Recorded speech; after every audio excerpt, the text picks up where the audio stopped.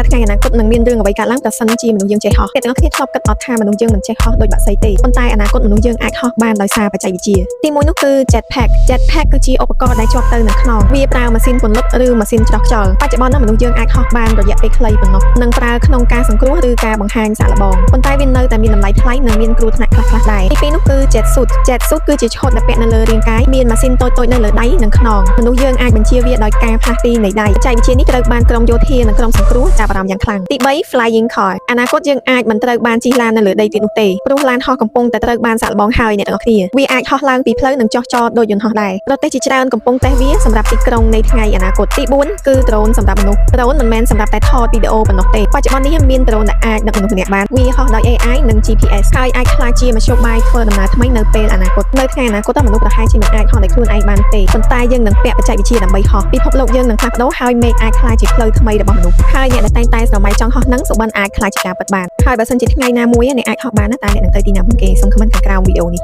សូមកុំភ្លេចជួយ follow និង subscribe បើសិនជាអ្នកទាំងអស់គ្នាចង់ដឹងរឿងរ៉ាវជុំវិញពិភពលោក